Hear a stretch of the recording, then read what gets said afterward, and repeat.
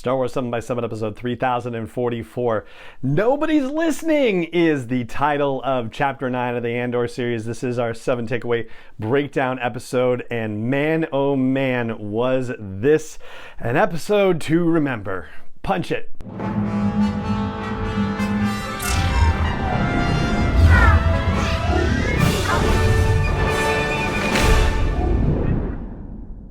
Hey Rebel Rouser, I'm Alan Voivod, and this is Star Wars 7x7, your daily dose of Star Wars joy, and thank you so much for joining me for it. So this is, as with all of our takeaway breakdown episodes, a full spoiler episode, and yeah, oh gosh, if you haven't seen the episode yet, then you need to see the episode. It is just spectacular. It's also the darkest Star Wars episode I think I've seen, and I'm not saying that I think it's spectacular because it was so dark. I think it's a spectacular episode because, well, let's start with the first takeaway.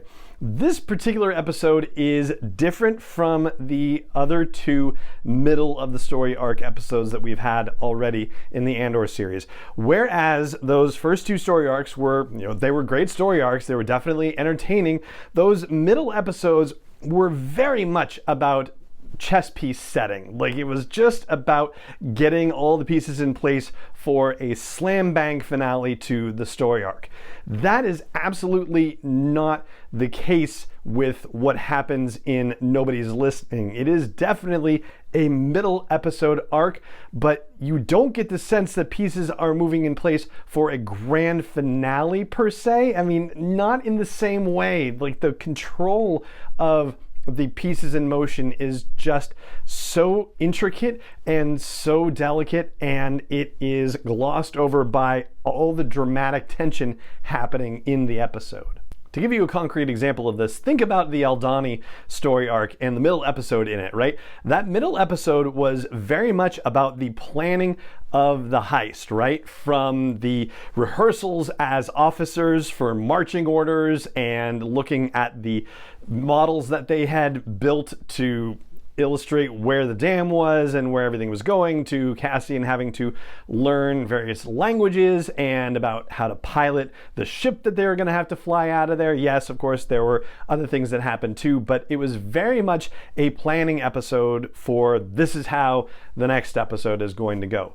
Not so with the situation we find in Nobody's Listening. If it had been similar to the Aldhani story arc, then we would know exactly what the plan is for breaking out of the prison by the time this episode ended. And we obviously don't know that, but it looks like Cassian finally gets the piece of the puzzle that he needs to be able to make that situation happen. And apparently that's going to happen just in time as well, because, well, that brings me to my second takeaway for the episode, which is the fact that we got the biggest dose of how menacing and evil the Empire could be in this episode, and quite possibly across any Star Wars storytelling ever. The interrogation scene with Bix and the oh-so-casual doctor was just terrifying, and the visual parallel that they draw to the interrogation of Princess Leia on the Death Star in the original Star Wars is a pretty neat little trick. We get our first example of what happens to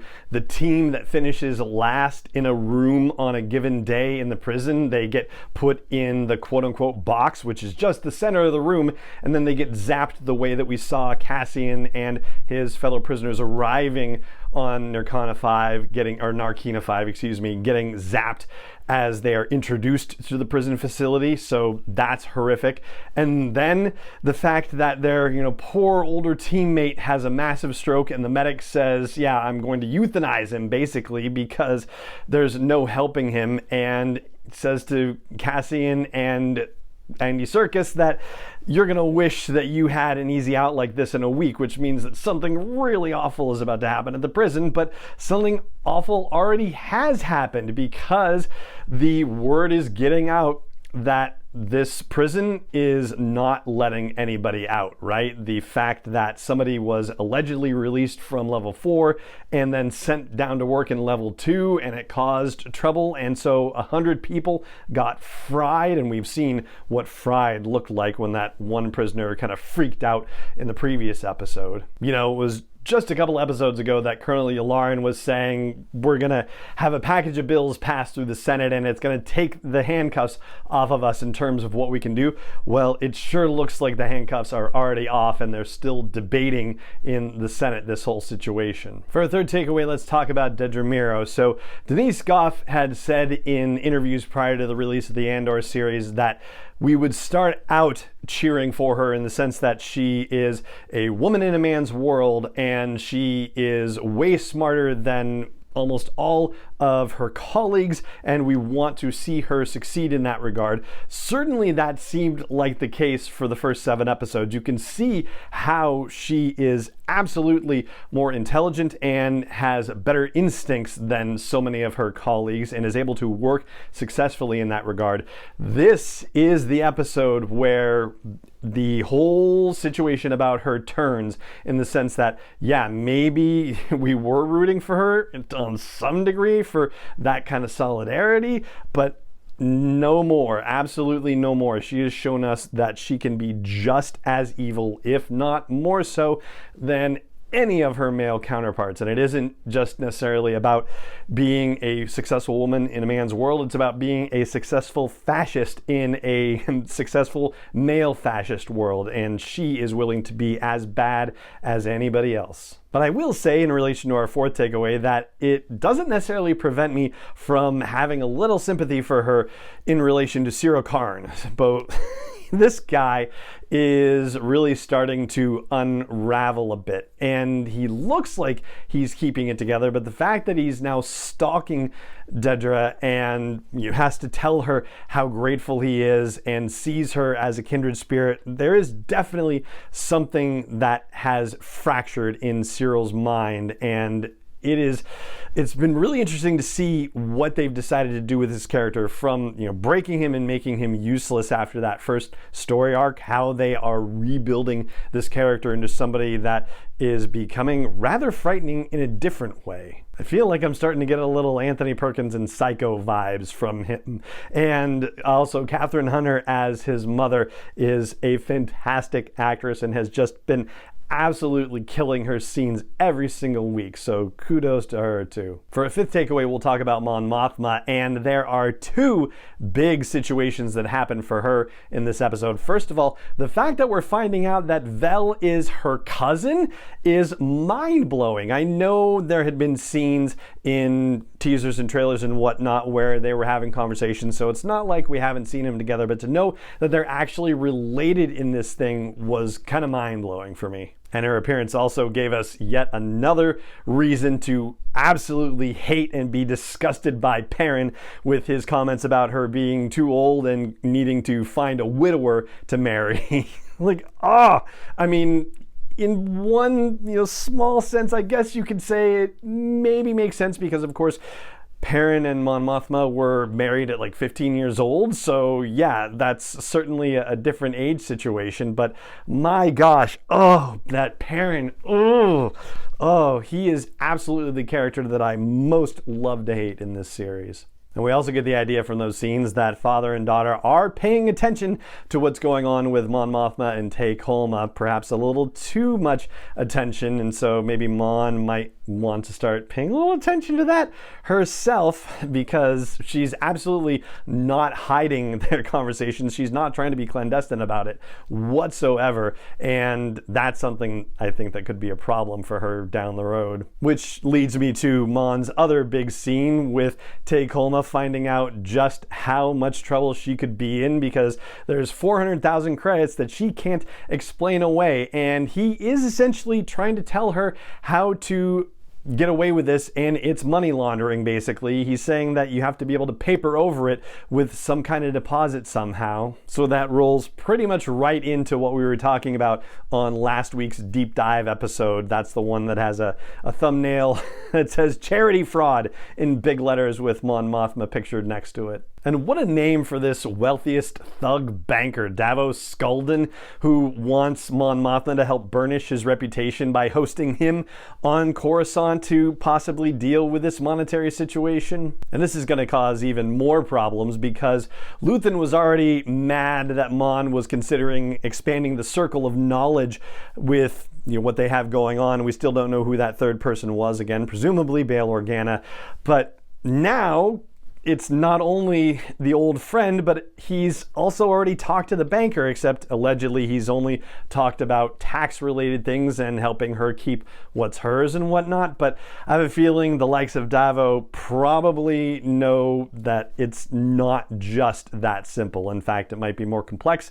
It might be more illegal than that. And if everyone's spying on her as she's talked about, well, I'm sure this isn't going to go unnoticed. Yeah.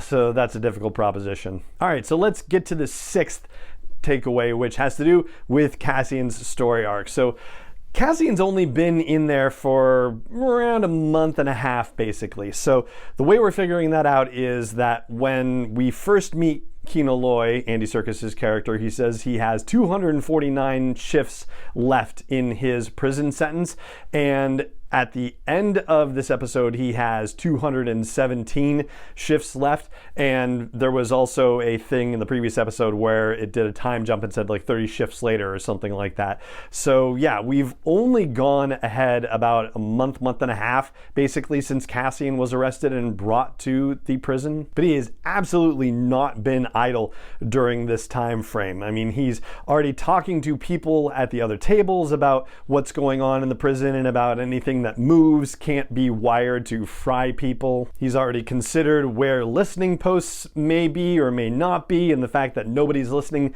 to them when they're in their cells. He's grilling Andy Serkis for information on the guard patrols, and although he's not picking up on the sign language himself for the people trying to communicate across those, transport tubes, he's still very interested in what's going on and what people are saying, obviously. And somehow, with somebody, presumably multiple somebodies, he's part of a deal where they're trying to cut some sort of piping inside a refresher. I don't think we have a sense yet of what kind of pipe it is, whether it's a water pipe of some kind or if it's a conduit for electrical cables or something like that. I think that would be my bet, because it seems like a bad idea to flood the place necessarily, because that just makes things more electrocutable potentially, or maybe to short it out. I don't know, but we're gonna find out probably next episode. My money is on electrical because they got to short out the zapper system, right? And even though it was basically official as of last week's episode, we can fairly say, I don't think I talked about it last week, that Cassian is flat out lying to Baze and Chirrut in Rogue One when he says that it's a first for him when they are in Saw Gerrera's cell, unless you want to argue that he's saying it's a first for me being captured by Saw Gerrera, or a first for me being in a prison cell in a cave, or some other way that you could fudge the truth from a certain point of view, right? Either way, he's certainly trying to actively manage the impression that Baze and Chirrut have of him, and it's definitely playing fast and loose with the truth. I'll say that at its most generous. So that's 6 of our 7 takeaways. And before I get to the 7th, I do want to take a second to say thank you to the folks at NordVPN for sharing a license with me to check out their virtual private network service. We've tried it out here on both Mac and PC, and we're finding that we can be connected to a VPN and it's not slowing down our internet performance. And my son has tried it with gaming, which is supposed to be pretty heavy duty in that regard. And so the fact that he's able to do what he loves to do and is not being affected by it and is able to have privacy and mask where he is in the world as he is online, that is a really cool thing. And another aspect of the NordVPN service that I really like is the dark web monitoring tool. So basically what that did for me is I've gotten emails saying, hey, your data may have been exposed in a data breach or something like that. Google has sent notifications like that, and that's great because it gives you the impetus to go change passwords and make sure that all of your information is secure. This dark web monitoring tool from NordVPN actually alerted me to a couple of other websites that have my name and some demographic information and login information that were breached that I wasn't aware of from things that Google had sent me previously. So that's a couple of reasons why I'm definitely digging the NordVPN service. And thanks to them, you can grab an exclusive deal on NordVPN service for yourself by going to nordvpn.com/Star Wars 7. That's NORDVPN.com/Star Wars and the number 7. And I will have that linked in the blog post for this show's episode at SW7x7.com and in the show notes as well. If you use that link, you'll get a huge discount and 4 months free, and you can try it risk-free because there's a 30-day money-back guarantee. So check it out again. Links at the blog post for this show's episode and in show notes as well. So let's talk about the 7th takeaway. Actually, I have 2 fun facts, basically. First of all, for everything that happened in this episode, it was mind-blowing after the fact to realize that Luthen Rail does not appear in this episode. Neither does Clea. Like, what a crazy situation that we have all of this incredible stuff going on. It felt like it was so jam-packed with drama and intrigue, and yet we didn't see Luthen or Clea at all. And the other fun fact I wanted to share with you is that in the credits, they list a voice of God.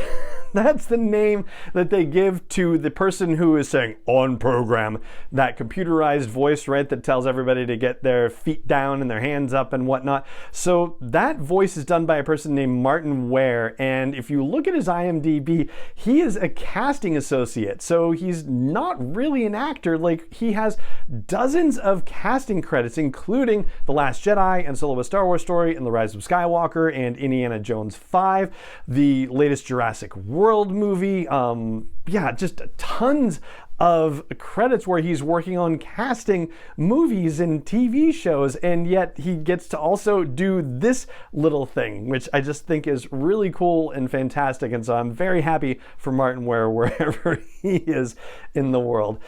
And so that's what I've got for you on this 7 takeaway breakdown of Andor Episode 9. Nobody's listening.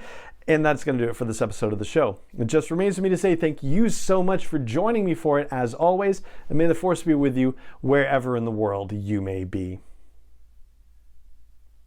7 is not endorsed or sponsored yet by Lucasfilm Limited, Disney, or 20th Century Fox, and is intended for entertainment and information purposes only. Star Wars, the Star Wars logo, all names and pictures of Star Wars characters, vehicles, and any other Star Wars-related items are registered trademarks and/or copyrights of Lucasfilm Limited, or their respective trademark and copyright holders. May the Force be with them. All original content is copyright 2021 by Star Wars 7x7. We hope you love it.